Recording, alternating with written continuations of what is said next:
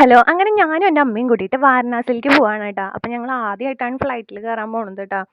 ഇങ്ങനെ ആകാശത്ത് എയ്റോപ്ലെയിൻസ് ഒക്കെ കണ്ടിട്ടുണ്ടെങ്കിലും ആദ്യമായിട്ടാണ് അതിൻ്റെ ഉള്ളിൽ കയറാൻ പോണത്. അപ്പോൾ നമ്മൾ ആദ്യം തന്നെ ബോർഡിംഗ് പാസ് എടുത്തു, ലഗേജ് കൊടുത്തു കേട്ടോ. അത് കഴിഞ്ഞിട്ട് നമുക്ക് എന്താ സെക്യൂരിറ്റി ചെക്കിങ് ഉണ്ടായിരുന്നു. സെക്യൂരിറ്റി ചെക്കിങ്ങിൽ ഇലക്ട്രിക്കൽ സാധനങ്ങളൊക്കെ നമ്മൾ ഒരു ട്രേയിൽ മാറ്റി വെച്ചിട്ട് ഫസ്റ്റ് ഭയങ്കര പേടിയായിരുന്നു കേട്ടോ. എന്താ ചെയ്യേണ്ടത്, എങ്ങോട്ടാണ് പോകേണ്ടതെന്നൊന്നും അറിയണ്ടായിരുന്നില്ല.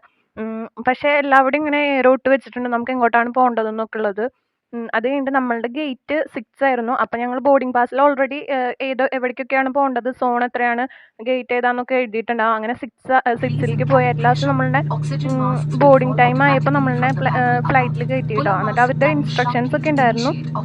അതൊക്കെ നല്ല രസമുണ്ടായിരുന്നു കാണാനും. അവർ പറയുന്നതൊക്കെ ഇങ്ങനെ ആദ്യത്തെ ഫ്ലൈറ്റിൽ എല്ലാം കേട്ടിരുന്നു കേട്ടോ. അത് കഴിഞ്ഞിട്ട് ഇപ്പോൾ നമ്മൾ ബാംഗ്ലൂർക്കാണ് പോണത്. കണക്ഷൻ ഫ്ലൈറ്റാണ് ഉള്ളത്.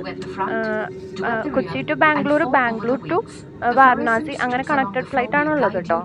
അപ്പം നമുക്ക് ഫസ്റ്റ് തന്നെ ഒരു വിൻഡോ സീറ്റിലൊക്കെ പോകണം എന്നൊക്കെ ആയിരിക്കുമല്ലോ ആഗ്രഹം. അങ്ങനെ എനിക്ക് വിൻഡോ സീറ്റാണ് കിട്ടിയത് കേട്ടോ. വിങ്സിൻ്റെ അവിടുത്തെ വിൻഡോ സീറ്റായിരുന്നു കിട്ടിയിട്ടുണ്ടായിരുന്നത്.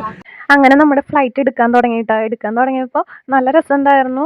അടിയിലേക്ക് നോക്കാൻ നല്ല ഭംഗിയായിരുന്നു കേട്ടോ. ഇങ്ങനെ ഫുൾ കുറേ സ്ഥലങ്ങൾ ഒറ്റയടിക്ക് കാണാൻ പറ്റുന്നുണ്ടായിരുന്നു. നല്ല എന്തോ ഒരു പ്രത്യേക രസം തോന്നി. പിന്നെ കുറച്ച് നേരം കഴിഞ്ഞപ്പോൾ എനിക്ക് വൈബ് പോയി. എന്താണെന്ന് വെച്ചാൽ രാവിലെ ആയിരുന്നു കേട്ടോ. അപ്പോൾ സൂര്യൻ നന്നായി ഉദിച്ച് നിൽക്കുന്നുണ്ട്. മേഘങ്ങളുടെ മുകളിലേക്കൊക്കെ പോയപ്പോൾ വെയിലിങ്ങനെ ഭയങ്കരമായിട്ട് അടിക്കാൻ തുടങ്ങി. അപ്പോൾ ഒത്തിരി ബുദ്ധിമുട്ടായിട്ട് തോന്നിയിട്ടാ. നല്ല സൂര്യാഘാതം ഏൽക്കുന്നുണ്ടോ ഉള്ളിൽ എന്നുള്ളൊരു ഫീലായി തുടങ്ങി. പിന്നെ മേഘങ്ങളൊക്കെ കാണാൻ നല്ല രസമുണ്ടായിരുന്നു. അത് കഴിഞ്ഞിട്ട് രണ്ടാമത്തെ നമ്മൾ കൊച്ചിയിൽ ബാംഗ്ലൂർ എത്തി. ബാംഗ്ലൂരിൽ നിന്ന് വാരണാസിക്ക് കയറിയില്ലേ, അപ്പോൾ കറക്റ്റായിരുന്നു.